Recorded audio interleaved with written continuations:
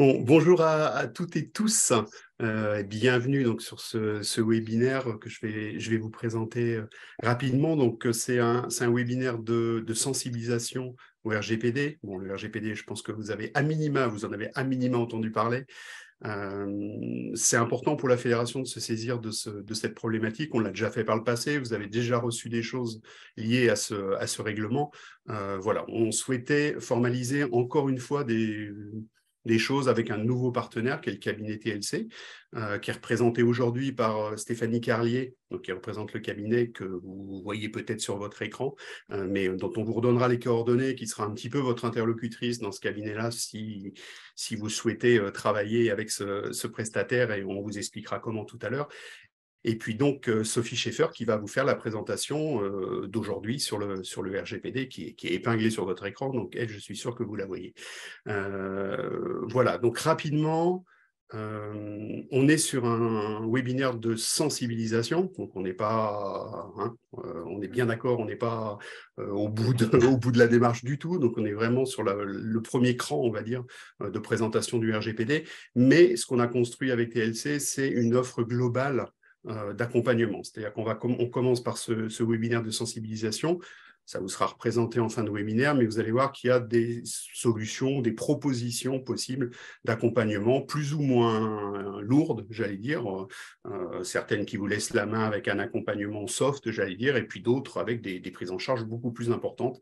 Mais ça sera à vous de décider dans la suite de l'accompagnement. En tout cas, l'idée aujourd'hui, c'est de vous sensibiliser à l'idée que c'est quelque chose d'important, le RGPD, que voilà, vous le savez peut-être, mais il y a déjà un certain nombre d'associations qui ont été contrôlées sur ces plans-là, et notamment par la CNIL. Voilà, donc il y a aussi des conséquences derrière, mais je vais laisser Sophie vous expliquer plus en détail. Sur les aspects techniques, je vous rappelle les consignes que vous avez reçues par mail, mais je vous les redis. C'est-à-dire, merci de couper vos micros. Merci pendant la présentation de couper vos caméras, ça augmentera la bande passante puisqu'il va y avoir une présentation, donc ça évitera les bugs et vous n'entendiez pas ou vous ne voyez pas un certain nombre de choses. Deuxièmement, le webinaire va se constituer d'une présentation et après d'un temps de réponse à vos questions. Comme ce n'est pas forcément simple de le faire en direct, levé de main, on ne voit pas forcément tout le monde, la proposition, c'est vraiment de le faire à l'aide du chat. Donc, je pense que tout le monde maintenant, avec l'habitude de la visio, vous connaissez le dispositif. Pour ceux qui ne connaissent pas sur Zoom, il y a un petit onglet discussion, vous pouvez aller là. Vous pouvez poser vos questions tout au long même pendant la présentation, donc n'hésitez pas. Voilà, et donc Sophie répondra à l'issue de sa présentation, mais passez bien par ce moyen-là. Alors, ce n'est pas hyper convivial, mais ça permet d'être un petit peu efficace et de prendre aussi moins de temps dans la présentation, sachant qu'encore une fois, ça ne s'arrête pas aujourd'hui, il va y avoir d'autres choses qui vont se dérouler derrière. Voilà, je ne vais pas faire plus long. Sophie, je vais vous laisser la parole pour attaquer Très la bien. présentation. Ouais, parfait. Merci, Monsieur Landreau. Donc, effectivement, moi, c'est Sophie. Je suis consultante pour le cabinet TLC. Et donc, je suis déléguée à la protection des données. Donc, j'accompagne les organisations et aussi bien du milieu associatif ou entreprise, ou que ce soit du privé ou du public, dans la démarche de conformité au règlement général sur la protection des données. Donc, gros sujet. Je vais également couper ma caméra, mais voilà, je voulais au moins la laisser le temps de me présenter à tous. Je la remettrai, je pense, à la fin pour les questions. Et donc, comme disait Monsieur Landreau, n'hésitez pas de mettre toutes les questions qui vous passent par la tête. Il n'y a pas de mauvaises questions et il vaut mieux l'écrire tout de suite, la question, même si la réponse, elle arrive au fur et à mesure de la présentation. Au moins, comme ça, on est sûr de pas passer à côté. Alors, est-ce que tout le monde voit le support? Oui, Oui, c'est bon. OK, super. Bon, ben c'est parti. Alors, on va reprendre ensemble donc les principes fondamentaux du RGPD, donc le Règlement général sur la protection des données, pour en comprendre les enjeux, les intérêts, et puis parce que ça fait partie aussi du jeu, c'est les risques qu'on prend à ne pas être en conformité. Alors, Pour commencer, il faut aussi qu'on comprenne un peu le contexte, qui est que le RGPD n'est pas arrivé un peu comme un cheveu sur la soupe en 2016. C'est un règlement qui découle en fait notamment de la loi informatique et liberté qui date du 6 janvier 1978, une loi française, et qui a été donc retravaillée de manière européenne pour en sortir un règlement européen qui est le RGPD. Alors, toutes les différentes directives qu'il y a eu entre-temps, entre 1978 et 2016, on passe dessus. Ce qu'il faut surtout garder en tête, c'est ce travail au niveau européen pour définir un règlement relatif à la protection des données pour qu'on ait un peu des règles communes avec l'ouverture des frontières, etc.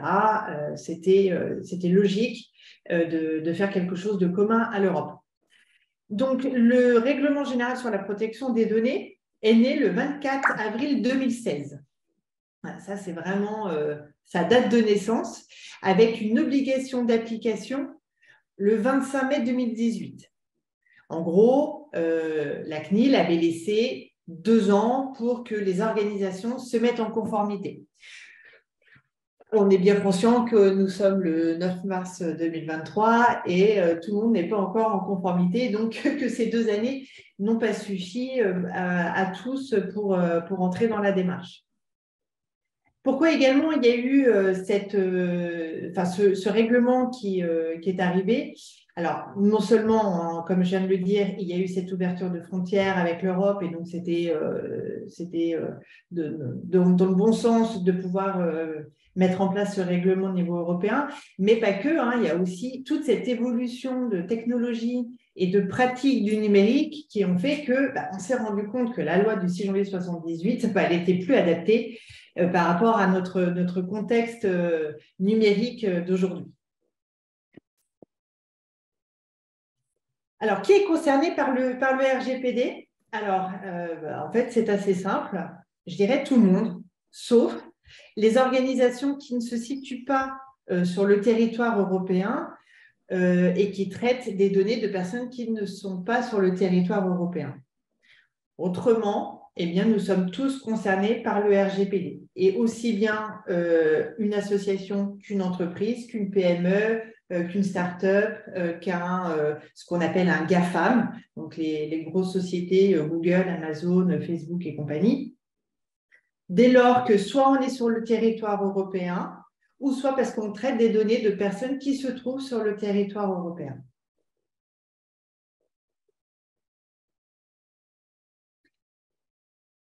Sur les prochaines slides, je vous ai mis les définitions principales. C'est vraiment celles qu'il faut appréhender pour bien comprendre ce qui est attendu par le RGPD.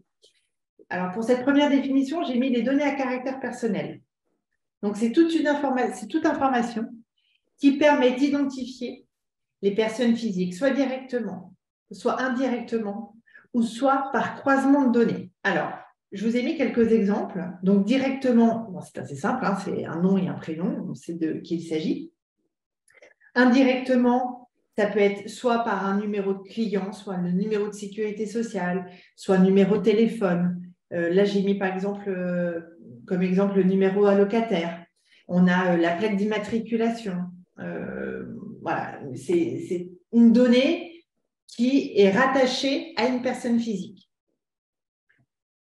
Donc, si j'ai accès à une donnée, par exemple à un numéro allocataire, et que j'ai accès à une base de données qui me permet en fait d'avoir cette correspondance entre le numéro allocataire et puis les personnes qui sont rattachées à ce numéro, effectivement, j'ai bien une donnée à caractère personnel. Et par croisement de données, alors là, c'est un peu l'aspect le plus compliqué de la définition, parce qu'en fait, c'est toute information qui permet de caractériser une personne physique, avec une notion de proportionnalité. Alors, je m'explique. Si, par exemple, j'ai comme information que c'est une femme, qui a entre 30 et 35 ans, il ne s'agit pas de moi, hein,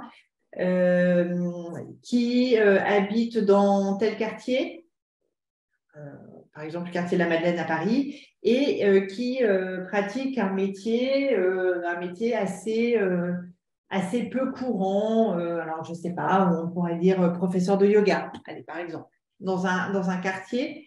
On sait que c'est une femme qui a entre 30 et 35 ans. Eh bien, ça peut rentrer dans le critère des données à caractère personnel parce qu'on sait que dans ce quartier-là, potentiellement, on a très peu de professeurs de yoga. En revanche, si je n'ai pas cette localité, si par exemple on me dit que c'est en France, eh bien je ne vais pas rentrer dans le critère de données à caractère personnel. Il va vraiment là s'agir plutôt d'un caractère anonyme parce qu'il est quasi impossible de trouver un professeur de yoga, même femme, entre 30 et 35 ans. Je pense que là, en termes de proportionnalité, il nous serait impossible de pouvoir identifier de qui il s'agit. Donc, la notion de croisement de données est assez compliquée à mettre afin d'appréhender parce qu'il y a cette notion de proportionnalité à mettre en face. C'est beaucoup plus compliqué que si j'ai un numéro d'allocataire, un nom ou un prénom ou une adresse email. Je fais aussi un petit point d'attention par rapport à l'adresse mail. L'adresse email, quand nous avons le nom et le prénom dans l'adresse email, alors je prends par exemple sophie.schaeffer@tlc.fr par exemple, eh bien c'est une donnée à caractère personnel puisque mon nom et mon prénom figurent dans l'adresse email. En revanche, si nous avons comme adresse email, par exemple, une adresse email générique, prenons l'exemple de contact@tlc.fr, eh bien ce n'est pas une donnée à caractère personnel parce que on ne sait pas qui est rattaché derrière et on ne peut pas savoir. Là où il faut un petit point d'attention, c'est que si vous recevez un mail d'une adresse mail générique, mais que dans ce mail, il y a une signature, il faut traiter le mail comme de manière conforme au RGPD. Voilà, ça c'est un petit point d'attention qu'il faut avoir par rapport à cette adresse mail. Ensuite, j'ai mis la définition de responsable de traitement. Le responsable de traitement, la définition est assez simple, c'est celui qui définit les finalités et les moyens du traitement. C'est celui qui décide en fait comment vont être traitées les données. Voilà. Alors, très souvent dans une entreprise, ça va être le responsable hiérarchique, le chef de l'entreprise, mais il se peut que ça ne soit pas spécialement le cas. Je prends l'exemple dans le cadre, parce que c'est un domaine que je connais relativement bien, dans le cadre de l'enseignement supérieur et de la recherche. Donc, nous avons un doyen dans une université, mais dans l'université, il y a plusieurs laboratoires de recherche. Et dans ces cas-là, un chercheur dans un labo va lancer une recherche, ça ne va pas être le doyen de l'université, mais ça va être le chercheur qui va être considéré comme responsable de traitement. Parce que c'est lui qui va définir justement comment il va récolter des données et en faire la recherche. Nous avons aussi un autre cas où on peut avoir plusieurs responsables de traitement. Et donc, on dit qu'on a une co-responsabilité de traitement. C'est-à-dire qu'on a deux entités qui sont intéressées par un traitement. Et bien, dans ces cas-là, où la finalité, où ils vont définir ensemble le moyen de traitement, et bien dans ces cas-là, il y a bien une co-responsabilité et on se retrouve avec deux responsables de traitement. Enfin, deux ou plusieurs d'ailleurs.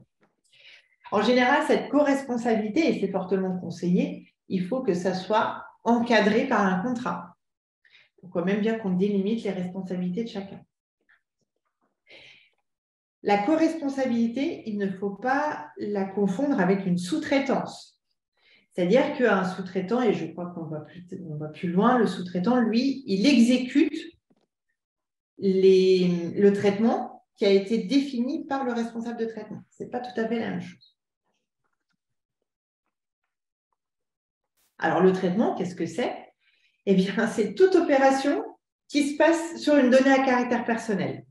Voilà. C'est-à-dire que dès lors que je recueille une donnée, donc il se passe quelque chose, je récupère une information, c'est un traitement. Dès lors que je stocke une donnée, c'est un traitement. Dès lors que je la modifie, c'est un traitement. Si je fais une analyse, c'est un traitement, transfert, etc., etc. Si je prends par exemple sur mon site internet, je mets à disposition un formulaire de contact pour m'envoyer une question, eh bien, je vais récupérer des données via ce formulaire. C'est un traitement.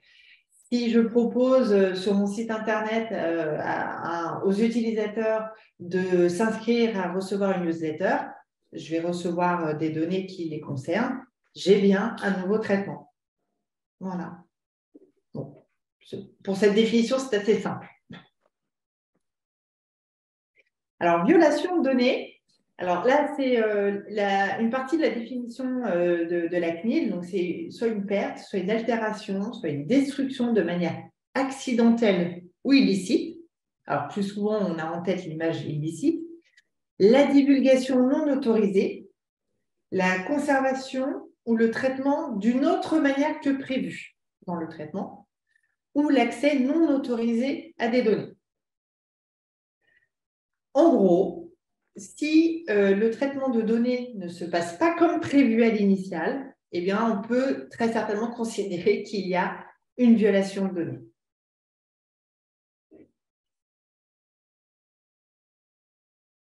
Je vous donne, alors je reviens juste en arrière parce que j'ai eu un exemple, un cas concret, et pas plus tard que ce matin. J'ai fait une commande sur Internet et la société le transporteur m'envoie un mail ce matin pour me dire votre commande est en cours de livraison. Veuillez cliquer ici pour suivre votre commande, l'avancée de la livraison. Je clique et là, je vois carrément donc une carte, un plan, où je peux avoir le suivi en fait du transporteur, et sauf que je vois en fait les points où il doit aller et par ordre de passage, sauf qu'en fait en zoomant la carte, je peux carrément avoir l'adresse de là où il va livrer. En fait, j'ai l'adresse des autres personnes. Donc, puis les autres personnes ont la mienne aussi. Donc clairement, il y a quelque chose qui ne va pas, c'est dans le sens où moi, mes données que j'ai transmises pour me faire livrer, je les ai données à la société, pas à tous les autres clients. Donc là, clairement, il y a une divulgation de mes données qui n'est pas autorisée. Je n'ai pas signé en plus de consentement à traiter mes données de manière divulguée comme ça à tous les autres clients. Voilà, donc là, il y a une violation de données. Bon, encore eu le temps de faire, de la traiter auprès du transporteur, où je dois l'appeler et lui expliquer 2-3 notions du RGPD, à mon avis. Alors, dans le règlement général sur la protection des données, donc on a vu la définition d'une donnée à caractère personnel, mais ils ont également prévu une définition d'une donnée sensible. Alors en fait, là, pour le coup, ce n'est pas une définition, mais ça va être c'est une liste qui est définie par le RGPD de données qui sont considérées comme sensibles. Alors la liste, elle est simple, c'est l'origine raciale ou ethnique, les opinions politiques, les convictions religieuses ou philosophiques, l'appartenance syndicale, le traitement des données génétiques, les données biométriques aux fins d'identifier une personne physique de manière unique, les données qui concernent la santé, les données qui concernent la vie et ou l'orientation sexuelle. Ça, ce sont les données sensibles.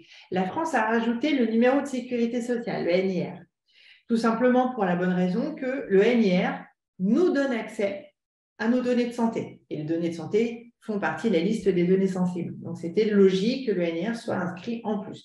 Mais ça, c'est la petite particularité de la France. Ces données sensibles doivent faire l'objet de mesures de sécurité beaucoup plus poussées, beaucoup plus élevées que si j'avais une simple adresse email, par exemple. Voilà. Donc ça, c'est une liste à connaître. On rencontre quasiment dans toute organisation un minima le numéro de sécurité sociale, puisque un employeur, par exemple, recueille le numéro de sécurité sociale pour toute déclaration auprès des autorités, françaises. Donc, après, on peut se retrouver avec l'appartenance syndicale, on peut se retrouver avec des opinions politiques, des origines même raciales. Ça, voilà. La partie durée de conservation. Alors, sur le principe est assez simple du RGPD, puisque le RGPD nous dit que toute donnée à caractère personnel doit subir un cycle, c'est-à-dire entre le recueil et sa suppression. On ne peut plus aujourd'hui, avec le RGPD, conserver des données ad vitam aeternam. Ça n'est plus possible. On doit définir une fin de vie de ces données, puisqu'elles ne sont pas à nous. Nous n'en sommes pas propriétaires. Nous n'avons pas à les garder de manière illimitée. Donc, on doit définir des durées de conservation. Pour ce faire, soit on se réfère à un cadre légal qui existe et qui nous dit combien de temps on doit conserver les données, ou soit c'est à nous, l'organisation, de définir des durées de conservation de façon cohérente et non excessive. Je vous ai rapporté un exemple sur les données qui concernent les données RH, les données de ressources humaines. Eh bien, il y a le Code du travail qui déjà apporte certains éléments concernant les durées de conservation sur certaines données, notamment des données liées à la carrière, etc., où l'employeur se doit de les conserver tant d'années. Mais pour le reste, sur les données RH en tout cas, tout ce qui n'est pas prévu dans le Code du travail, c'est à nous, c'est à l'employeur de définir une durée de conservation. Et donc, ces durées de conservation, eh bien, il faut qu'elles soient en cohérence avec la finalité du traitement, et donc elle ne doit pas être excessive. Je prends un exemple de façon cohérente. Eh bien, par exemple, un salarié qui a quitté l'entreprise, eh bien, sur toutes ces données, je dirais, de temps de travail, bon, bah, une fois qu'il est parti et que sa dernière paye a été faite, je n'ai plus de raison valable, en tout cas, de conserver tous ces temps de travail. Voilà, par exemple, si j'ai un relevé de badgeuse, bah, ça ne me sert à rien une fois que la dernière paye elle a été faite. Si je prends un autre exemple, je reprends l'exemple de la newsletter.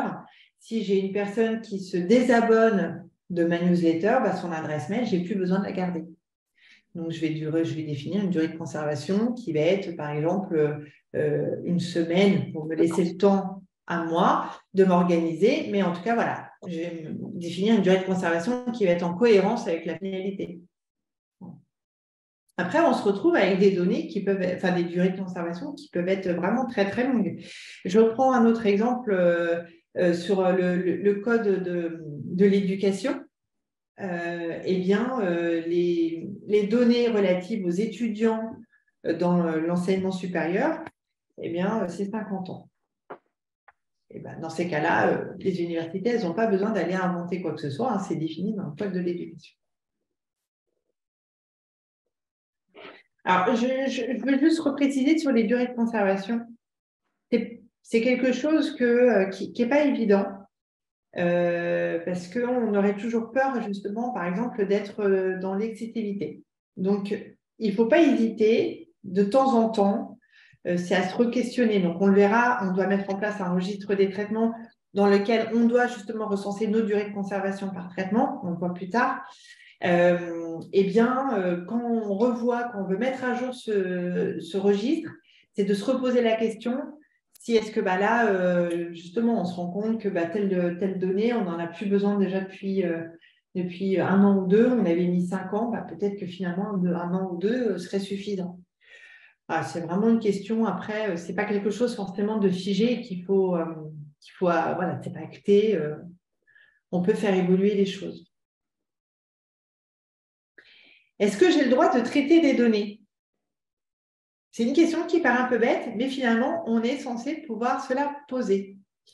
Alors oui, j'ai le droit lorsque, soit j'ai le consentement, soit eh bien, les données, elles sont dans le cadre de l'exécution d'un contrat. Je prends par exemple un contrat avec un salarié. Ou alors, 3, je réponds à une obligation légale, c'est-à-dire qu'il y a une loi qui m'oblige à traiter telle donnée. 4, quand il s'agit de la sauvegarde des intérêts vitaux d'une personne, je vais prendre un exemple que je prends classiquement, mais en même temps, il est très parlant. Si une personne est dans le coma et doit subir une transfusion, on doit, dans ces cas-là, traiter sa carte de groupe sanguin, où dessus figurent des données et en plus des données sensibles. Mais on ne va pas attendre que la personne se réveille pour lui faire signer un consentement. Et enfin, dans l'intérêt légitime du responsable du traitement. Alors, dans le consentement, autant que faire se peut, c'est d'avoir le consentement explicite et d'en avoir la possibilité de conserver une traçabilité de ces consentements. Dans certains cas, mais dans très rares cas, et surtout dans les cas bien spécifiques, on peut se référer au consentement implicite ou alors par non-opposition aussi. Dans le cas de l'exécution d'un contrat, c'est assez simple. Il y a un contrat qui est signé, on ne peut pas... c'est assez clair. Dans l'obligation légale, je prends l'exemple d'un employeur qui a des salariés qui ont, dans le cadre de leur fonction, ont un véhicule. Et puis, l'employé se fait flasher. Eh bien, l'employeur doit, et c'est une obligation légale, de transférer les données de son salarié à la société, enfin à l'entreprise qui gère les contraventions, dont j'ai encore oublié le nom, mais vu que je n'ai jamais de contravention, ça doit être pour ça. Enfin bref, et on l'a vu, le transfert des données est bien considéré comme un traitement. Voilà, donc là, on est bien dans le cadre d'une obligation légale. Dans le cadre des sauvegardes des intérêts vitaux, donc je vous ai donné l'exemple. Et enfin, dans l'intérêt légitime. Alors, dans l'intérêt légitime, je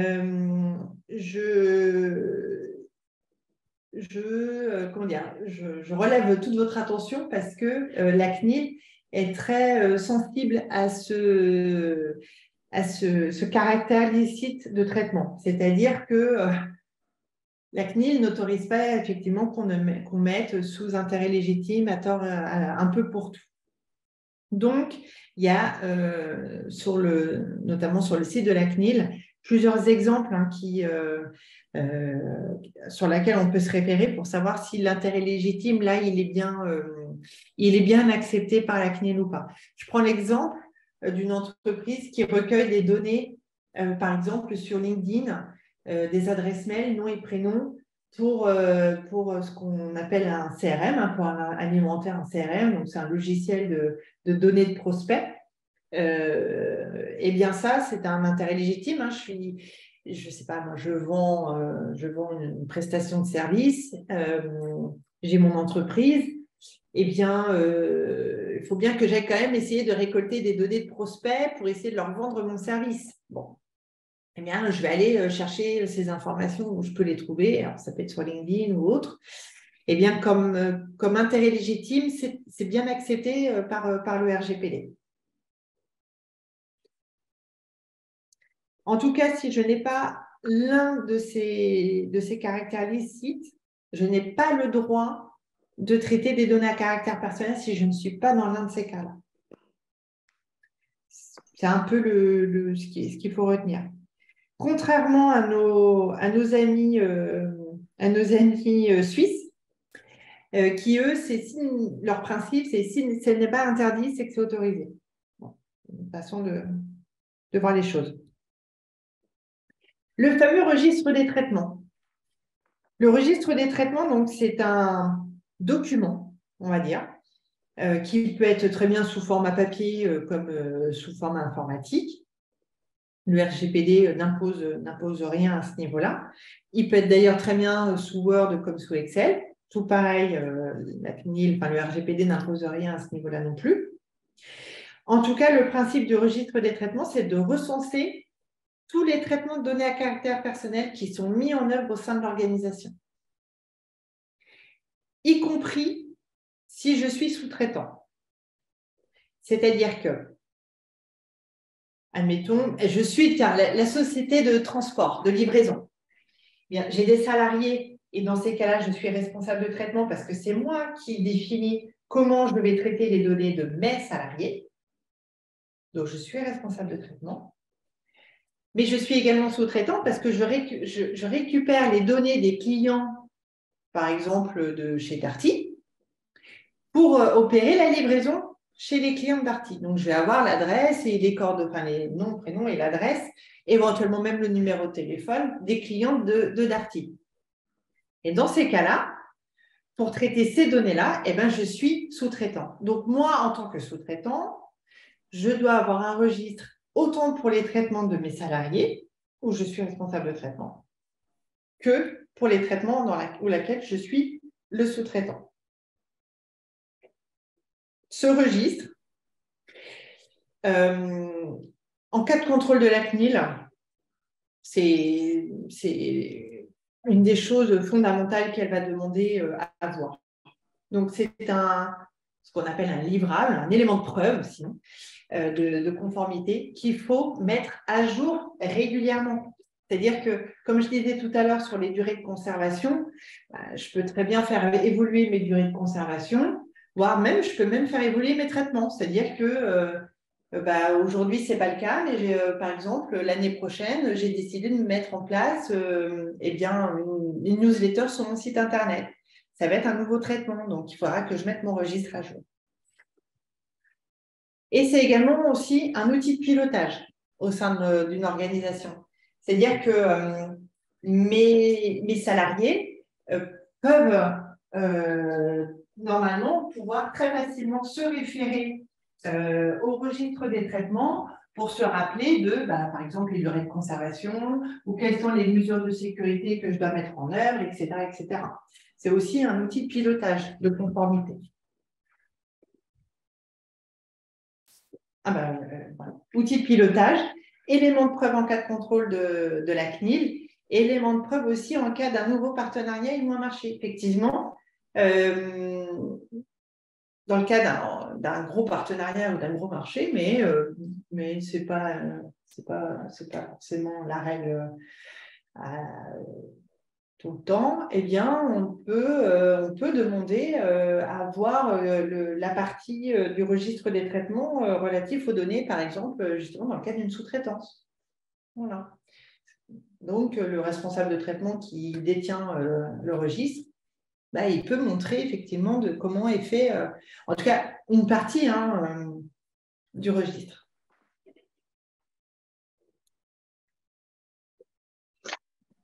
Le principe de minimisation, c'est un principe pareil, qui est très très simple à comprendre, mais très compliqué à mettre en œuvre. Alors pourquoi? Parce que très simple à comprendre, c'est je recueille uniquement les données dont j'ai besoin pour répondre à la finalité du traitement. Bon, voilà. C'est aussi simple que ça. À mettre en œuvre, pourquoi? Parce qu'on a une culture, et notamment une culture française, si je peux me permettre, qui est du au cas où. Le au cas où, on le sait, on est tous aussi comme ça, on part en vacances dans la valise, on va mettre plein de choses au cas où. Eh bien, dans les entreprises, on récupère des données au cas où. Voilà, où je fais des photocopies de données au cas où. Eh bien, avec le RGPD, ça n'est plus possible. C'est-à-dire qu'on doit vraiment se limiter qu'à ce dont on a besoin. Donc, je prends par exemple le traitement d'un abonnement à une newsletter. Si je mets cette fonctionnalité sur mon site Internet, mes utilisateurs, je vais leur demander leur nom, leur prénom, leur adresse mail. C'est tout. Je n'ai pas besoin de leur date de naissance, je n'ai pas besoin de leur numéro de téléphone, je n'ai pas besoin de leur carte d'identité ou quoi que ce soit. Je n'en ai pas besoin, donc je ne le demande pas. Autre chose, je vais demander des choses qui ont vraiment un sens à recueillir. Par exemple, je reprends l'exemple du salarié qui a un véhicule de fonction. l'employeur ne va pas demander, ne va pas faire une copie du permis de conduire. Il n'a pas besoin. Pourquoi? Parce que détenir une copie du permis de conduire, donc qui comporte des données à caractère personnel dessus, n'a aucun intérêt, puisque le soir même, ça se trouve, le permis de conduire n'est plus valable. Voilà. Donc, il n'y a aucun intérêt. Je n'ai pas besoin, en fait, de détenir une copie du permis de conduire pour que mon salarié prenne son véhicule de fonction. Voilà. En revanche, moi, en tant qu'employeur, si j'ai des salariés qui prennent des véhicules de fonction, je dois, moi, m'assurer que mes salariés ont bien leur permis de conduire. En fait, en demandant une copie, je m'assure de rien du tout. Voilà. Donc, c'est aussi une autre approche, en fait, de ce principe de minimisation. Je vous donne juste un autre exemple.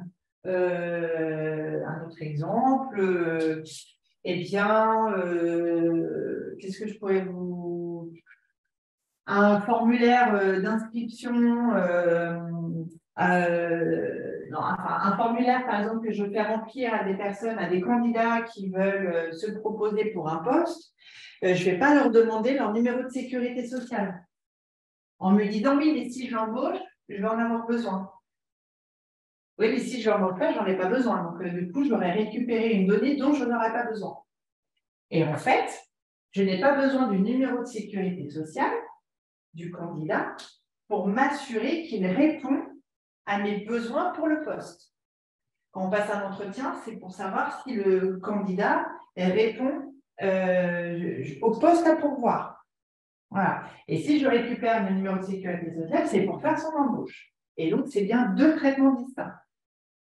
Voilà. Et donc, on ne peut pas, au cas où que je veux l'embaucher, toujours ce fameux au cas où, récupérer des données à caractère personnel dont je n'ai pas besoin pour la finalité qui est à la base, juste lui faire passer un entretien.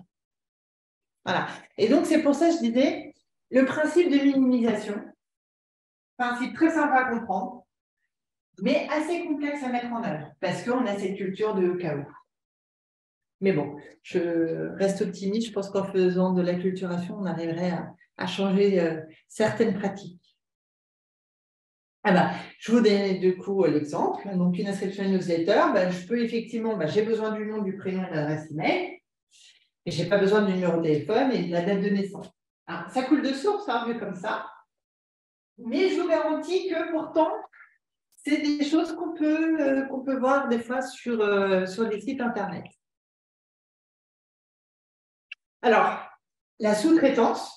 Donc, alors sur le deuxième point, donc, détenir un registre pour les traitements en sous-traitance, donc ça, je l'ai évoqué tout à l'heure. Donc, après, toujours pareil, le RGPD n'impose rien. Soit on élabore deux registres des traitements, ou soit j'en fais un et que je sépare en deux. Après, ça, c'est chacun fait comme il veut.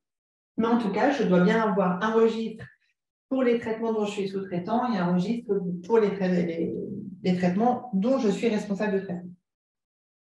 Et donc, en tant que sous-traitant, je dois être aussi en conformité avec le RGPD, puisque je traite des données à caractère personnel, puisque soit je me situe sur le territoire européen, ou parce que je récupère des données, je reprends l'exemple de Darty, la livraison tout à l'heure, si je suis le transporteur, mais je vais récupérer des données des clients de chez Darty, et ces clients à Darty sont sur le territoire européen. Donc, je recueille bien des données de personnes sur le territoire européen. Donc, je dois être en conformité.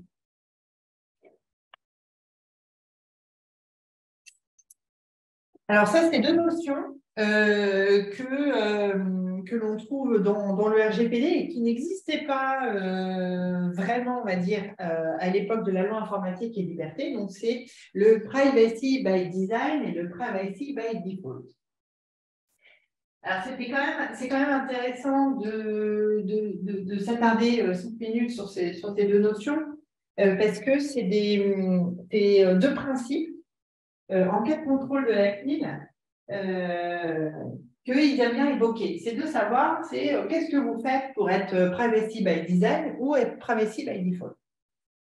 Du coup, j'ai mis les définitions. Donc, le privacy by default, eh bien, c'est que tous les traitements de données à caractère personnel qui sont mis en œuvre au sein de l'organisation doivent être conformes par défaut. C'est-à-dire que si mes traitements, ils existaient bien avant le 24 avril 2016, et donc avant que le RGPD existe, eh bien, je dois les mettre en conformité. Ils sont par défaut. Voilà. Et le privacy by design, eh bien, c'est mes traitements. Je dois prévoir leur niveau de conformité dès sa conception. Par exemple, je disais tout à l'heure, je vais mettre en place, j'ai décidé que l'année prochaine, je vais mettre en place l'abonnement d'une newsletter sur mon site Internet. Eh bien, c'est maintenant que je vais commencer à réfléchir pour être en conformité et pas une fois que j'aurai mis la petite pop-up sur mon site Internet et que je vais commencer à récolter des données. Ce n'est pas à ce moment-là que je vais me poser les questions. C'est avant. Donc, le by design. Et donc, pour réfléchir à cette mise en conformité by design, eh bien, c'est peut se poser des questions par rapport à tous les principes fondamentaux du RGPD. C'est-à-dire, je vais réfléchir à définir une durée de conservation, je vais inscrire ce traitement dans mon registre, je vais réfléchir à quelles données dont j'ai besoin, à comment je vais les sécuriser, comment je vais informer les personnes concernées, ça on verra après sur la partie information et transparence. Voilà, je vais me poser toutes ces questions avant de commencer à recueillir des données, avant que mon traitement soit opérationnel. Voilà. Et donc, c'est effectivement, alors il faut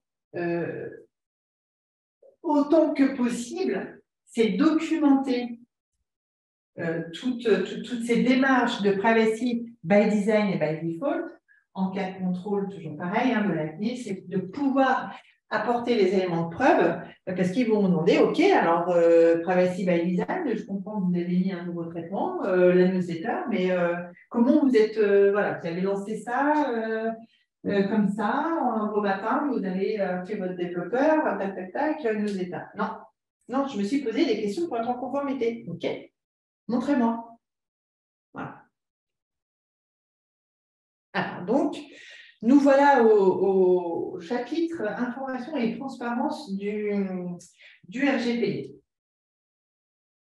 Pourquoi ils ont donc fait un principe fondamental du règlement général sur la protection des données? Eh bien, tout simplement qu'on s'est aperçu avant la naissance du RGPD que les organisations recueillaient et traitaient des données à caractère personnel sans que les personnes concernées, donc les citoyens européens qui transmettaient leurs données à des entreprises, eh bien, ne sachent réellement qu'est-ce qui se passe sur leurs données. C'était devenu un vrai mystère. On entend et on se rend compte qu'avec Internet, le développement d'Internet, avec les réseaux sociaux, eh bien, il y a des flux de données qui sont considérables, mais en fait, on ne sait pas ce qui se passe. Je ne sais pas, quelqu'un s'inscrit, fait un compte sur Amazon à l'époque, ouais, mais on ne savait même pas ce qu'Amazon allait faire de nos données. Il faut aussi être plutôt transparent, c'est que la majorité des personnes ne se posaient pas vraiment de questions.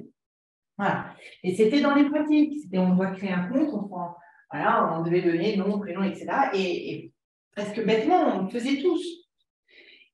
Sauf qu'à un moment donné, on s'est rendu compte que on reçoit des coups de téléphone intempestifs, qu'ils essaient de nous soudoyer des choses, nous vendre des choses, etc., etc.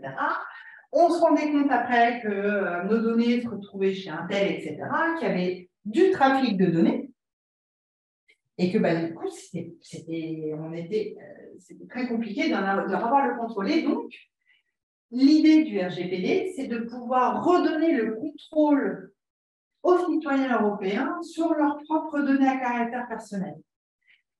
Pour ça, eh bien, on a mis en place, alors je dis on, non pour moi, mais les pays européens ont mis en place du coup ce principe d'information et de transparence, c'est-à-dire que nous, citoyens européens, avant de donner nos informations qui nous concernent, on doit pouvoir être informé de comment la société, l'organisation de l'entreprise ou l'association va traiter nos informations. Voilà. Donc ça, c'est un des grands principes fondamentaux du RGPD. Donc, c'est de pouvoir être transparent avec les personnes. Alors, en mettant à disposition l'identité du responsable. Alors, RT, c'est responsable de traitement. Et donc, DPO, c'est du délégué à la protection des données. Data Protection Officer. Délégué à la protection des données. Oui, ouais, je me mélange entre le français et l'anglais. De mettre à disposition comme information là où les finalités du traitement. C'est-à-dire qu'on doit être en capacité de dire aux personnes, on recueille vos informations pour, par exemple, vous faire parvenir la newsletter. Voilà. On doit être en capacité d'expliquer, d'être transparent avec les personnes. La base légale. Alors, la base légale, c'est l'un des 5 cas qu'on a vu tout à l'heure. Donc, soit sur la base du consentement, soit dans l'intérêt légitime du responsable du traitement, soit dans le cas de l'exécution d'un contrat, etc. Donc, on doit être aussi en capacité de le dire aux personnes. Les destinataires, alors les destinataires, ça va être par exemple, si moi sur mon site internet, j'ai un formulaire de contact, mais assez générique, c'est-à-dire qu'on peut et en m'envoyer un CV ou me demander des renseignements plutôt basiques sur ma société, ou par exemple me demander un contrat commercial, par exemple, eh bien, je dois informer les personnes que les données pourront être transférées soit au service RH, soit au service commercial, par exemple. Voilà. Qui est susceptible de recevoir des informations? Alors, qui? Quoi? Les services, hein, on ne met pas des noms et des prénoms. Les transferts hors Union européenne. Voilà. Si, par exemple, je fais appel à un cloud américain, chose pas très politiquement correcte aujourd'hui, mais admettons, eh bien, je dois informer, les gens, ils doivent savoir que je vais stocker leurs données sur un cloud qui se trouve aux États-Unis. Voilà, c'est être transparent par rapport à ça. Je dois aussi les informer sur les durées de conservation. Normalement, en tant que citoyen européen, quand je transmets les informations, je dois savoir combien de temps ils vont les conserver. Voilà. On doit rappeler à tous citoyens européens qu'ils ont des droits au niveau du RGPD. Alors, il y en a certains qui existaient déjà avec la loi informatique et liberté. Ces droits, ils ont été étoffés. Donc, il faut pouvoir rappeler ces droits, donc le droit d'accès, le droit à l'imitation, opposition, suppression, portabilité, etc. Et aussi rappeler qu'en tant que citoyen européen, on a la possibilité de faire une réclamation auprès de la CNIL, chose que moi, je vais faire tout à l'heure par rapport au transporteur qui me met mon adresse sur sa géolocalisation. Ces informations, là, je refais un petit focus sur les droits RGPD. Donc, vous voyez, accès, rectification, suppression, limitation, opposition et portabilité. Et en petit complément, donc c'est informer sur les modalités d'exercice de droit. C'est-à-dire que leur dire vous avez un droit d'accès, ça ne suffit pas. Oui, mais comment ils peuvent exercer ce droit d'accès? Donc, soit il y a un délégué à la protection des données, et dans ces cas-là, eh bien, on met l'adresse mail, par exemple, du délégué à la protection des données, ou bien soit une personne référente en interne qui est susceptible de pouvoir traiter ces demandes d'exercice de droit. Donc, voilà pour ça. Alors, ça, ce sont des informations qui sont malheureusement très souvent mises de côté. C'est-à-dire qu'on retrouve très souvent des entreprises qui informent, par exemple sur un site internet, retrouver une politique de confidentialité, parfait. Sauf que cette politique de confidentialité va faire 10 pages. Il va falloir faire 10 clics pour tomber dessus. Et en plus, c'est rédigé dans un jargon d'avocat. Et bien, clairement, ça, c'est pas conforme. Donc, il faut que les informations que je mets à disposition des personnes concernées qui, j'allais dire, transmettent, mais je vais dire plus que ça, qui me font confiance, eh bien, je dois les informer avec un langage qui est adapté. Je dois mettre ces informations qui doivent être facilement accessibles et à tout moment. C'est-à-dire, ce n'est pas juste une pop-up qui dit coucou, vous avez des droits, et puis une fois qu'il a fermé la page Internet et qu'il revient dessus, il n'a plus ces informations. Et je dois donc être le plus transparent possible. Alors, le langage adapté, je vais vous donner un exemple. Comme je vous disais tout à l'heure, moi, je connais bien le domaine de la recherche et de l'innovation.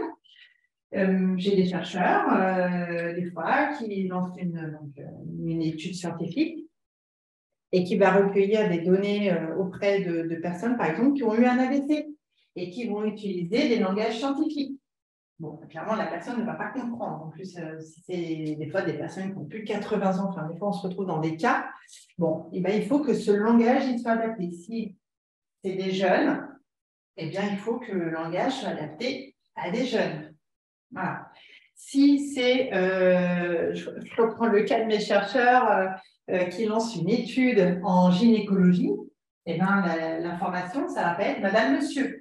Voilà, par exemple, c'est des choses comme ça. Donc, il faut quand même que ce langage il soit adapté pour être sûr, on ne peut jamais vraiment être certain, mais en tout cas de montrer qu'on fait vraiment le nécessaire pour que les personnes concernées puissent comprendre comment on va traiter leurs données. C'est vraiment un autre moyen pour être transparent vis-à-vis d'eux. Et donc facilement accessible, je l'ai évoqué tout à l'heure. Concernant les mesures de sécurité, alors, j'ai fait un slide juste pour les mots de passe robustes. Pourquoi? Parce qu'en 2023, on arrive encore à trouver comme mot de passe des dates de naissance de nos enfants, de nos conjoints, ou le prénom de nos animaux, de nos enfants. Je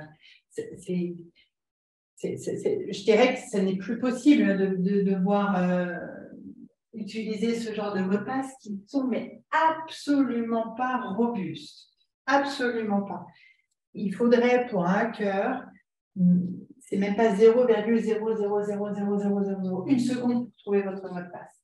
C'est pire que ça.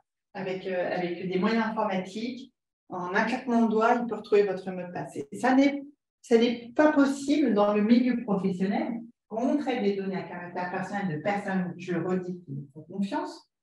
Et en plus, quand il s'agit de données de santé, de données sensibles, je veux dire, et en plus, quand il s'agit de personnes vulnérables. Voilà. Donc, les mots de passe, il faut qu'ils soient suffisamment longs, difficiles à deviner, et autant que faire se peut changer régulièrement. Voilà. Il existe aujourd'hui des moyens mémotechniques qui nous permettent de pouvoir inventer un mot de passe qui soit suffisamment robuste. Voilà. Par exemple, ça peut être une phrase où j'ai changé certains caractères. Hein, le A, ça va être le 4, le E, ça va être le 3, par exemple. Enfin, il y a des moyens mémotechniques, il y en a plein. Voilà, donc essayez vraiment au contraire, de faire marcher votre créativité dans la création de mots de passe. Le mot de passe qui va être écrit ou scotché sur l'écran de l'ordinateur ou scotché en dessous le clavier, c'est des pratiques qui sont absolument pas sécures pour nos traitements. Il faut penser aussi, c'est un terme que j'utilise très souvent, c'est que les informations, les données des personnes concernées que l'on traite, eh bien, c'est notre patrimoine professionnel. C'est un terme que j'utilise tout le temps. Si j'ai plus ces données, l'entreprise ne vit plus. Donc, il faut vraiment que j'efface et j'y prête très attention. Et ça commence par avoir des mots de passe robustes. Les données à caractère personnel, dans le monde aujourd'hui, c'est ce qui a la plus grande valeur. C'est-à-dire, si on rapporte ça en monnaie, c'est ce qui vend le plus cher avant l'or. Voilà. L'or est après.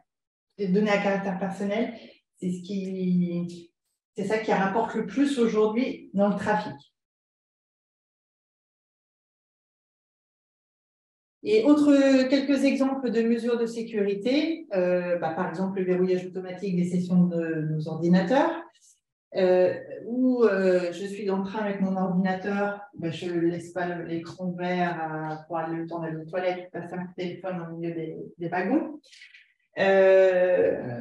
Les bureaux et placards fermés à clé, par exemple. Politique d'habilitation d'accès aux données, c'est-à-dire je définis clairement qui a le droit d'avoir accès et à quoi. Ça m'arrive encore, même aujourd'hui, d'entendre, mais d'accès à tout. Bon. Un petit focus sur la pseudo-anonymisation et l'anonymisation, parce que la pseudo-anonymisation est un moyen aussi de sécurité. C'est une façon de mettre une barrière pour éviter qu'une personne malveillante puisse avoir accès à des données directement identifiantes trop facilement. Donc, la pseudo-anonymisation, c'est je vais définir, par exemple, un code que je vais attribuer à une personne, que je vais remplacer le nom et le prénom par un code. Si je n'ai pas d'autres informations qui me permettent indirectement par croisement de données de trouver l'identité de la personne, je suis dans le cas d'une anonymisation. Et c'est irréversible une anonymisation. C'est-à-dire si je clique sur supprimer sur le nom et le prénom et qu'il n'y a rien d'autre qui me permet d'identifier la personne, je ne peux pas revenir en arrière. La pseudo-anonymisation, je peux, par un process, de pouvoir remonter sur l'identité de la personne. Par exemple, comme je disais, si j'enlève le nom et le prénom et que je mets un code, mais que quelque part dans mon système d'information, je conserve une table de correspondance où j'ai nom et prénom et en face, j'ai ce code, et bien du coup, je peux retrouver qui c'est. Voilà. Évidemment, pour augmenter mon niveau de sécurité, cette table de correspondance, je ne la conserve pas au même endroit, sur le même serveur ou dans le même fichier informatique que les données avec lesquelles j'aurais enlevé le nom et le prénom. Sinon, ça n'a plus d'intérêt. Donc, l'anonymisation, impossible de retrouver l'identité de la personne. L'analyse d'impact, AIPD, analyse d'impact relative à la protection des données. Donc, c'est une étude qui permet de savoir si le traitement, soit que l'on met en œuvre le privacy by default, ou soit que je vais mettre en œuvre, que je prévois de mettre en œuvre le privacy by design, eh bien, il a un niveau de risque très élevé ou pas. Voilà. Dans l'absolu, il faut que cette analyse d'impact soit faite avant la mise en œuvre d'un nouveau traitement. Ou alors, si le traitement que je mets en œuvre, par exemple, je prends un exemple un peu relatif, mais si les données que je récupère juste pour une newsletter et que demain, pour X ou Y raison, alors là, comme ça, Bunier, je n'en vois pas, mais je change mon traitement et il va devenir, enfin, pour moi, il me semble qu'il va être plus risqué que si c'était juste un envoi newsletter, et ben, je vais faire une étude d'impact. Ou alors, si le traitement envisagé, ou le traitement déjà mis en œuvre pour le privacy by default, se trouve sur la liste qui est définie par la CNIL. Donc, il y a le lien en bas. Voilà. Donc, si je suis dans l'un de ces cas, je dois mener une analyse d'impact. Alors, je regarde. Sur le RGPD a également défini 9 critères. Ces critères, ou si le traitement correspond à l'un de ces critères, on peut considérer que le traitement va être potentiellement à risque. Donc, le RGPD dit que si mon traitement envisagé ou déjà mis en œuvre répond à 2 de cette liste de 9 critères, je suis dans l'obligation de mener une analyse d'impact. Donc, pareil, hein, cette liste de critères, vous la trouvez via le lien. Voilà. Donc, cette analyse d'impact, soit j'utilise l'outil PIA qui est développé par la CNIL, donc qui est accessible sur le site de la CNIL, ou soit je mène ma propre analyse d'impact avec mon propre outil, hein, peu importe. Et donc, ça permet d'avoir une cartographie du niveau de risque à la fin de mon analyse. Et donc, d'améliorer mon traitement si je vois que le risque il est vraiment très élevé.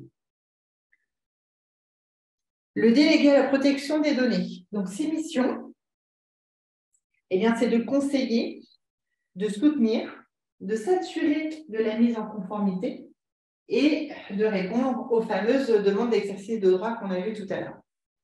Voilà. Bon.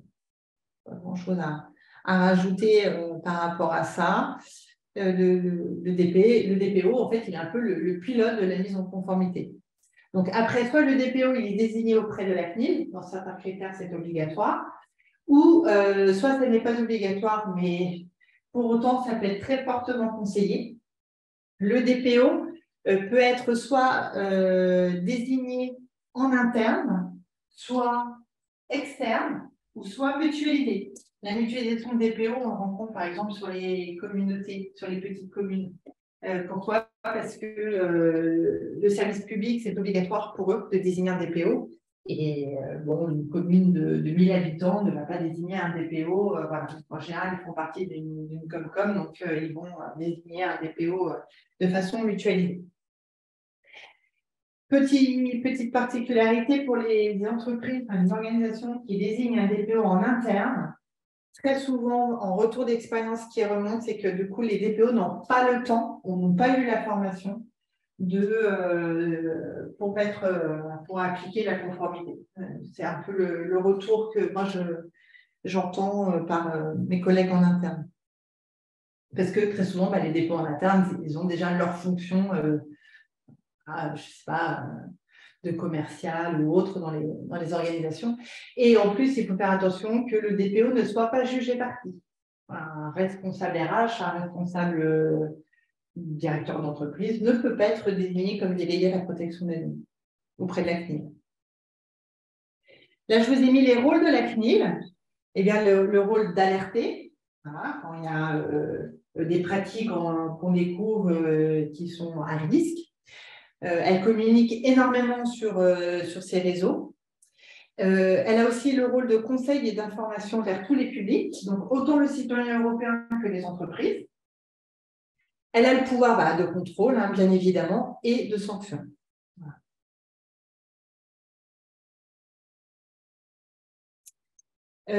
Juste sur les sanctions de la CNIL, donc ça peut aller jusqu'à 20 millions d'euros ou 4% du chiffre d'affaires annuel mondial.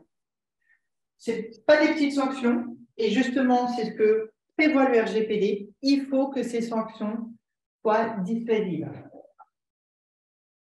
C'est un peu le but du jeu.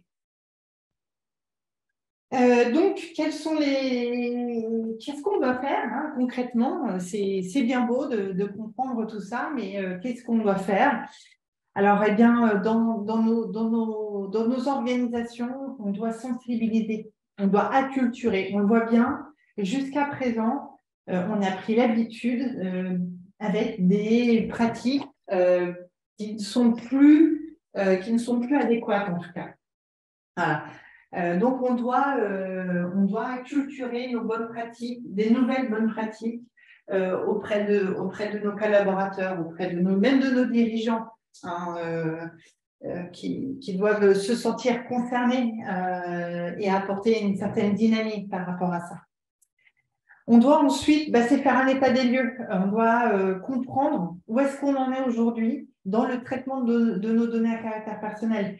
Et quand on se pose autour d'une table et qu'on se pose la question de alors moi, Les bulletins de paie de mes salariés, ah ben moi, je les imprime tous, j'en fais des photocopies et je les conserve dans le grenier et j'ai mon plancher qui menace de s'écrouler parce que ça fait 20 ans que je les garde. Et je vous assure que c'est du vécu. C'est du entendu, c'est du vu, c'est du vécu. Eh bien, quand on se pose pour faire cet état des lieux, ben c'est là en fait qu'on se rend compte, qu'on arrive à prendre le temps et à prendre du recul, qu'on prend un peu de hauteur et se dire ah oui, mais là en fait, effectivement, on faisait comme ça. Parce que ça ne va pas, mais on le faisait parce qu'on ne savait pas qu'il fallait. Enfin, les durées de conservation, par exemple, les gens ne savent pas. Eh bien, du coup, ne sachant pas, on garde au cas où, toujours pareil. Et donc, cet état des lieux, il est très important de pouvoir comprendre et puis aussi après de définir un plan d'action et de savoir par quoi on doit aller en priorité pour atteindre un niveau de conformité adéquat. Voilà. Et puis, du coup, c'est un accompagnement dans le déploiement des actions, donc soit par un DPO externalisé ou pas.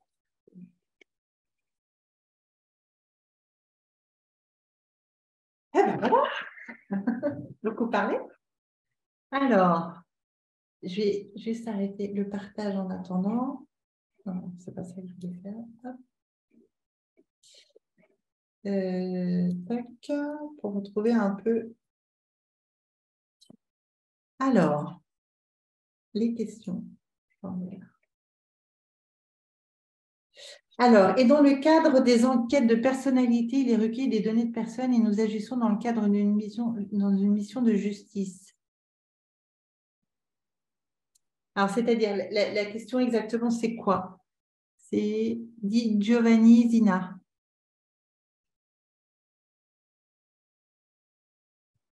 Alors, la personne a peut-être coupé son micro. Ouais.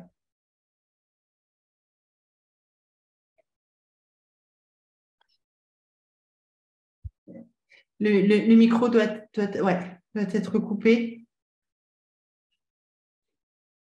Oui, vous m'entendez? Oui, bonjour. Bonjour. Voilà. En fait, oui, ma question, oui. Je me doutais bien qu'elle n'était pas complète comme ça. En fait, nous, notre association, elle œuvre beaucoup avec la justice. Donc, nous faisons des enquêtes de personnalité, nous faisons du contrôle judiciaire. Oui. Donc, nous, ensuite, nous faisons des rapports que nous envoyons aux magistrats qui nous ont missionnés. Et c'était surtout dans le cadre des enquêtes de personnalité où nous recueillons des données puisque nous interrogeons des personnes, soit ce sont des employeurs, soit ce sont des amis, la famille. Et ces personnes, ensuite, on les répertorie à la fin de l'enquête de personnalité. On met leur adresse parce que ces personnes peuvent être amenées à témoigner après aux assises. Donc, nous, notre rôle, c'est quoi nous, à ce niveau-là? Est-ce qu'on doit avertir les gens que ces données-là, elles seront uniquement utilisées que dans le cadre de l'enquête de personnalité pour la justice? Est-ce qu'il faut le faire ressortir d'une manière quelconque par écrit? Voilà, à ce niveau-là, comment nous, on peut agir? Alors effectivement, il y a ce principe où j'ai pas mal insisté tout à l'heure parce que moi, c'est un principe qui me tient à cœur, mais c'est pas sentimental du tout, mais c'est que je trouve ça tellement important d'être transparent avec les personnes et il y a des fois, on voit des choses tellement complètement aberrantes. Oui, il faut être transparent avec les gens, donc c'est de pouvoir les informer. Après, le RGPD, c'est compliqué parce que c'est 99 articles, donc ça nous impose quand même pas mal de choses, mais ça a quand même un sacré avantage, c'est que ça nous laisse quand même une grande liberté de comment mettre en œuvre les choses. Donc oui, on a cette obligation d'information et de transparence. Maintenant, à vous de voir comment, c'est quoi le moyen le plus adapté pour être justement transparent avec les personnes. Si vous êtes dans l'obligation, qu'elle soit contractuelle ou légale, ou dans l'intérêt légitime de recueillir ces informations, personne ne peut s'y opposer ou en tout cas sanctionner l'organisation dans ce cadre-là. En revanche, il faut s'assurer que j'ai bien un critère de licéité, donc les 5 critères qu'on a vus tout à l'heure, et d'être transparent avec ces personnes. Maintenant, à vous de voir comment comment on peut être le plus transparent possible. Voilà. Après, c'est pareil. Est-ce que il y a plusieurs aussi peut-être stratégies à réfléchir? Est-ce que la stratégie, c'est chaque association définit sa propre stratégie d'information et de transparence, ou est-ce que vous faites quelque chose au niveau national? Tout est ouvert après comme possibilité. Là, je vous dis, le RGPD n'impose rien. C'est juste en cas de contrôle, le RGPD va vous demander qu'est-ce que vous avez mis en place pour être transparent et informer les personnes du traitement de leurs données. Voilà. D'accord. Vous avez bien répondu. Merci. Je suis ravie, tant mieux. Est-ce qu'il y a d'autres questions du coup? De ma part, non. Ça marche. Alors, je n'avais pas d'autres questions de noter dans le chat. Non, apparemment. Mais ne soyez pas timide, n'hésitez pas. Ah oui. Alors, je n'ai jamais mangé personne, mais encore moins en visio, donc il ne faut pas hésiter. Il y a peut-être des choses sur lesquelles en plus je suis passée vite, donc c'est des choses que du coup c'est pas très clair. C'est pas évident, le RGPD, c'est plein de notions assez juridiques, assez poussées, et puis qu'on n'a pas forcément l'habitude en fonction d'évoquer, de faire ça, mais donc il faut vraiment pas hésiter. Peut-être le temps que quelqu'un trouve une question, il y a une particularité forcément dans les associations qui interviennent. Chez nous, c'est qu'on intervient très souvent, en tout cas dans la majorité des cas, sous mandat judiciaire. C'est-à-dire que ce ne sont pas les personnes qui viennent à nous. Enfin, si, elles peuvent venir à nous, mais contraintes, on va dire. Voilà. Est-ce que ça change quelque chose, j'allais dire, par rapport j'ai cru comprendre que non, mais je préfère que vous le redisiez, dans le traitement des données, dans l'information des personnes, etc. Non. Non. C'est-à-dire que de façon macro, en fait, les choses ne vont pas spécialement changer. Votre activité va rester la même. Ce qui surtout, à mon sens, après, je n'ai pas fait d'audit de votre organisation, donc je m'avance peut-être un peu, mais ça va être surtout de travailler sur les principes fondamentaux, c'est-à-dire définir des durées de conservation, comment être transparent auprès des personnes concernées, peut-être revoir certaines mesures de sécurité, parce que bon, je mettrais presque ma main à couper, mais je pense que tout le monde n'a pas de mot de passe robuste, parce que c'est tellement classique. Donc, ça va être surtout ça sur laquelle il faudra travailler, peut-être sur toute la documentation aussi, peut-être sur votre site internet, même également le site internet, surtout, il n'est pas à négliger. Pourquoi? Parce que, alors, la CNIL, pour info, ils sont que 200, ils doivent être 200, à peine 210 encore. Donc, ils ne sont pas beaucoup. Ils doivent s'occuper de toute la France et même au-delà, parce que si, par exemple, moi étant française, si je vais, par exemple, en Espagne et que je subis une violation de données ou je veux poser une réclamation, eh ben, je peux toujours faire appel à la CNIL parce que je suis d'origine française, même si je vis en Espagne. Voilà. Et donc, ils ne sont pas nombreux et très débordés. Du coup, ils font des contrôles. Alors, tous les ans, ils définissent 3 thématiques d'axes de contrôle. Ça tombe au printemps. Ça ne devrait pas trop tarder. Je pense que mi-avril, grand maximum, on sera au courant des axes. Donc, très souvent, les données de santé sont dans le viseur. Et donc, alors, des fois, c'est de la donnée de la géolocalisation. Ça peut être très bien de la donnée juridique. Ça peut, voilà. Et donc, ils font des contrôles en priorité sur ces 3 thématiques, mais ils peuvent faire totalement des contrôles de manière inopinée. Et en général, puisqu'ils ne sont pas nombreux, la première chose qu'ils regardent, c'est nos chers sites Internet, de savoir si nos mentions légales elles sont complètes, si on informe sur le traitement des données, si on récupère des informations via nos sites Internet, newsletters, etc. Si il est HTTPS, il est safe, etc. C'est la première chose qu'ils regardent.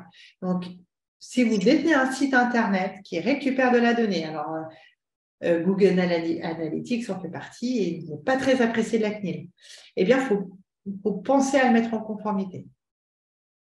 Voilà. Alors, il y a des questions qui sont arrivées. Oui, il y a des questions, oui.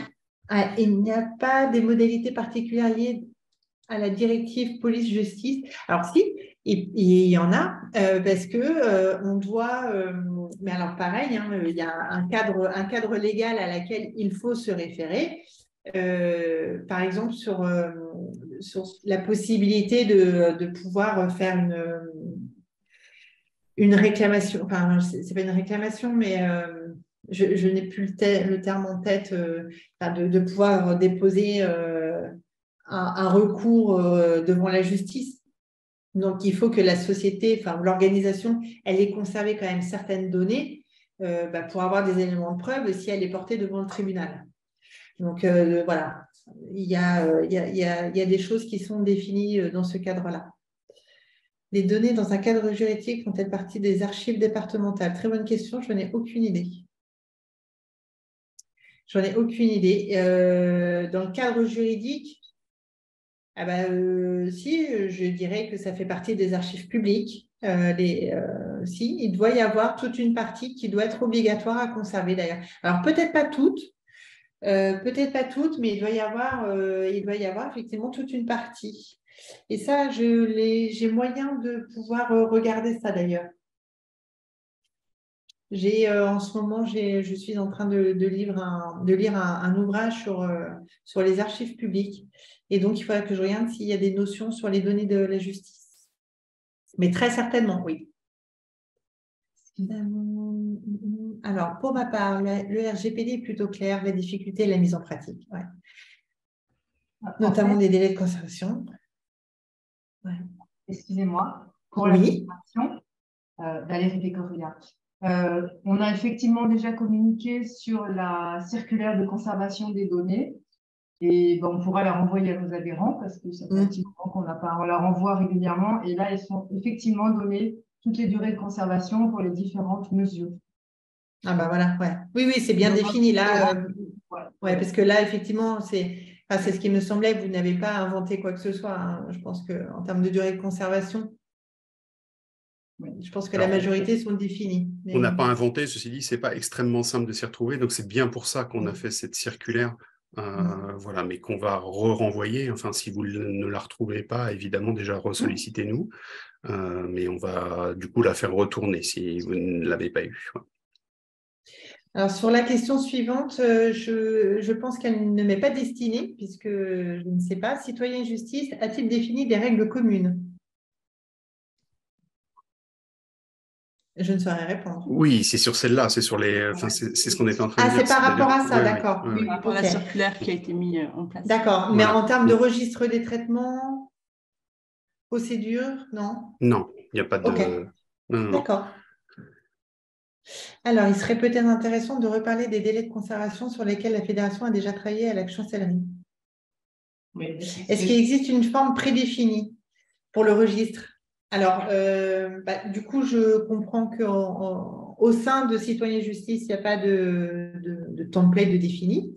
Après, la CNIL a sur son site internet la possibilité de télécharger un format. Alors, il y avait à l'époque un format Word. Je ne sais pas s'il y a toujours le format Word, mais il n'est pas terrible. Mais après, rien n'empêche de le faire en Word ou pas. Et en tout cas, il y a toujours un format Excel sur le site de la CNIL pour le registre des traitements. Vous pouvez très bien vous baser là-dessus, effectivement. Supprimer des archives, il faut demander l'autorisation. Ouais, donc, ouais, ça semble logique. OK. Est-ce qu'il y a d'autres questions?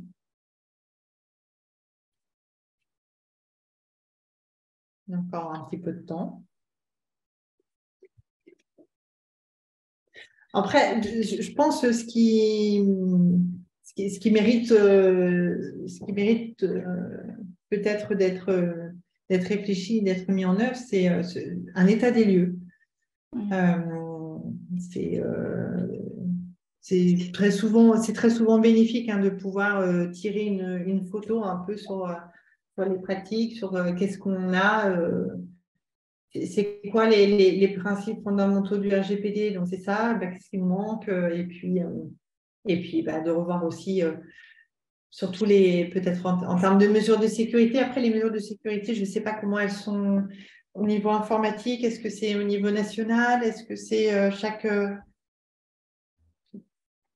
asso qui met en œuvre ces mesures? Peut-être. Oui, je pense que c'est chaque asso. A priori, c'est chaque association. D'accord. Ok. Donc oui, donc chaque asso, oui, mériterait peut-être de faire un petit état des lieux sur leurs pratiques, sur où est-ce qu'ils en sont. Alors, nouvelle question. Dans l'hypothèse où le département ne répondrait pas à nos demandes, peut-on finir par les détruire pour ne pas trop les conserver? Bah, si c'est de l'archive, de données publiques, normalement, non, on n'a pas le droit de les supprimer. Après, est-ce que le département ne répondrait pas? Bon, à part s'il y a vraiment un risque qu'il ne réponde pas. Bon, là, c'est plus dans un cadre personnel, mais je sais que les archives publiques, en général, ils répondent ils sont assez effrayants, justement, et puis assez craintifs qu'on supprime ou qu'on jette des choses qui peuvent alimenter les archives publiques. Donc, en général, ils sont assez plutôt réactifs quand c'est comme ça. Oui, je confirme, enfin, pour l'expérience de certaines associations, même dans d'autres réseaux, en général, on obtient des réponses assez rapidement, assez rapidement. En tout cas, on obtient des réponses, c'est leur intérêt. Voilà, c'est ça. Pour ça, je serais étonnée qu'ils ne répondent pas. Je crois qu'il y a des réponses. Il y a des réponses au niveau du... Ils doivent nous fournir un bon de validation. Oui. Voilà. Bah, oui. Non, ça ne me surprend pas. En général, ils y tiennent. S'ils peuvent récupérer des archives, en général, ils les veulent. Y a-t-il des préconisations sur la sécurité des locaux? Oui.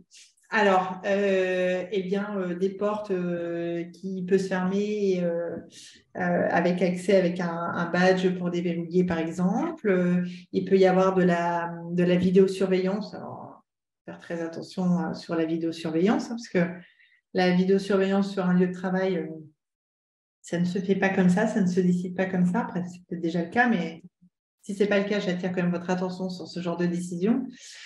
Les bureaux qui sont fermés à clé. Après, s'il y a une salle informatique avec les serveurs, il faut que la pièce ne soit pas accessible par tout le monde et n'importe qui, qu'elle soit climatisée, que les serveurs soient, si possible, en hauteur, pas collés au sol en cas d'inondation, qu'il y ait des moyens de sécurité incendie. Ça peut paraître bête, mais c'est bien de la sécurité des données aussi, du coup, que l'on parle. Parce que s'il y a un incendie, on perd des données. Donc, ce n'est pas que de l'informatique. Enfin, ce n'est pas que l'ordinateur qui plante qu'on peut rencontrer comme problème. Il y a ça.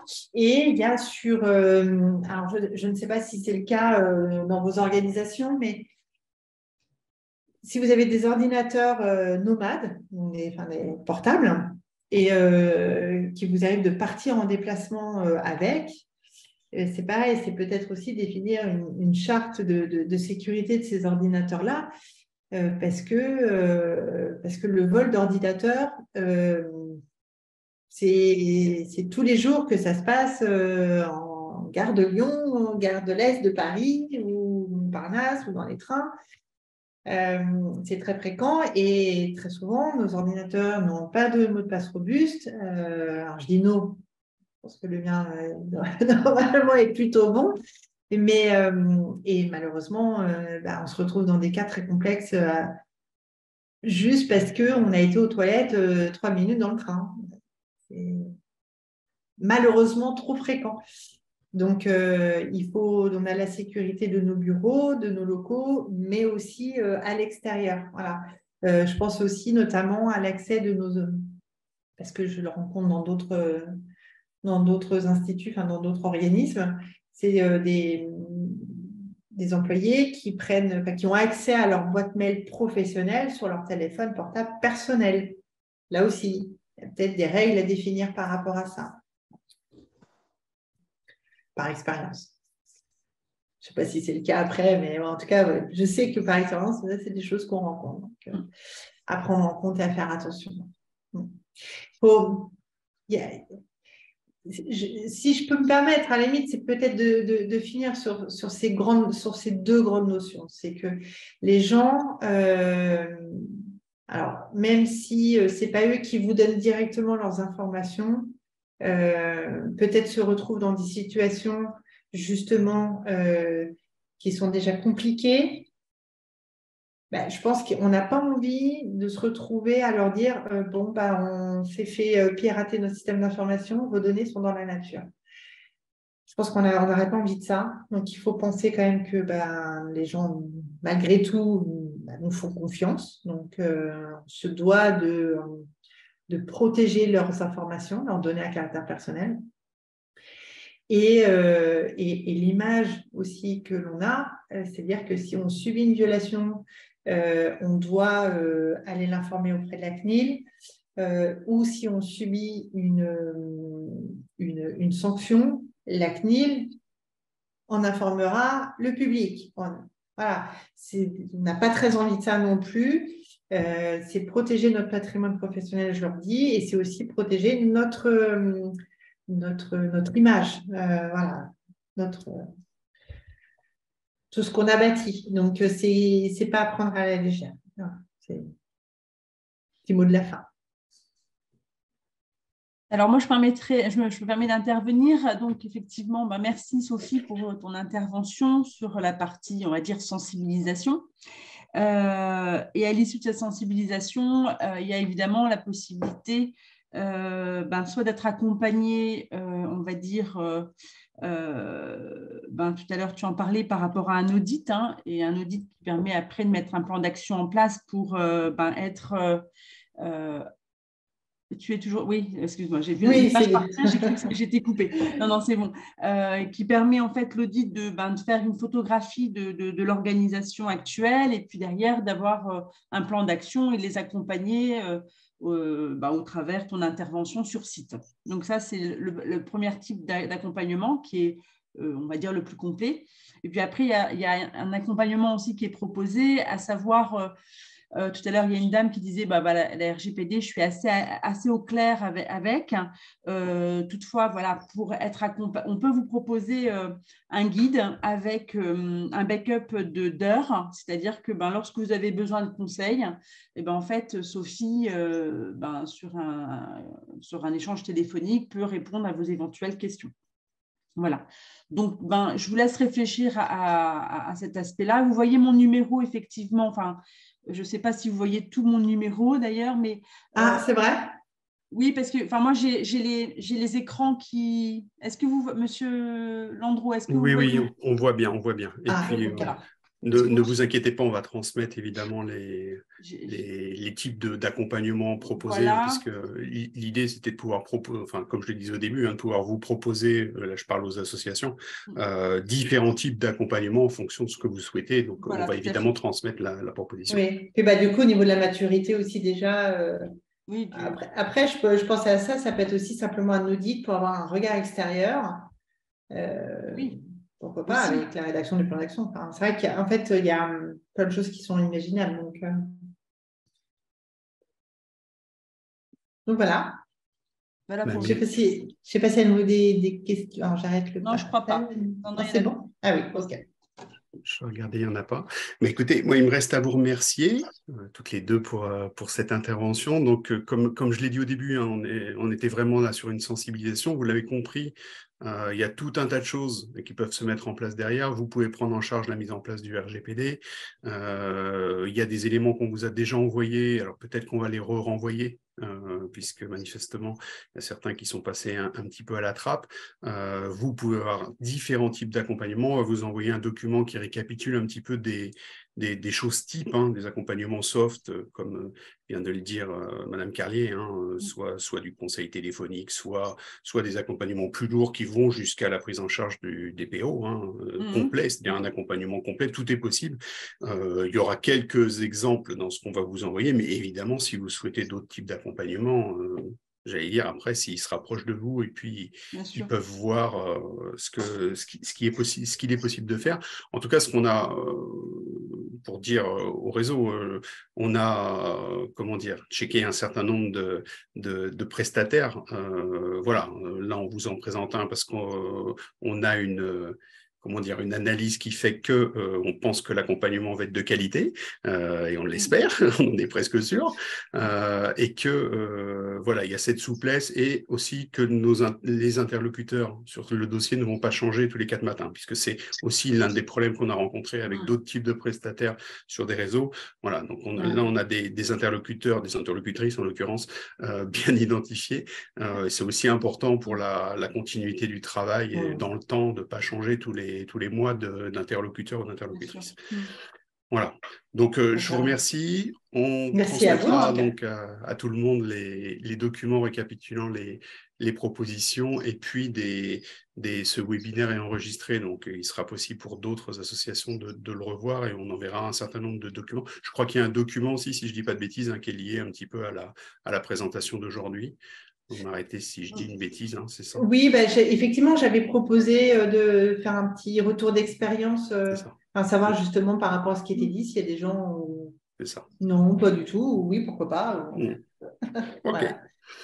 Et s'il y a des retours par rapport à ma présentation, je dirais sur la satisfaction, il ne faut pas hésiter aussi. Je suis preneuse d'éléments d'amélioration. D'accord. Bah oui, vous en avez déjà dans le... Voilà, Isabelle. Merci, c'est gentil.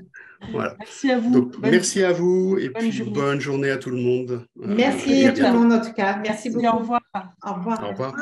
Au revoir.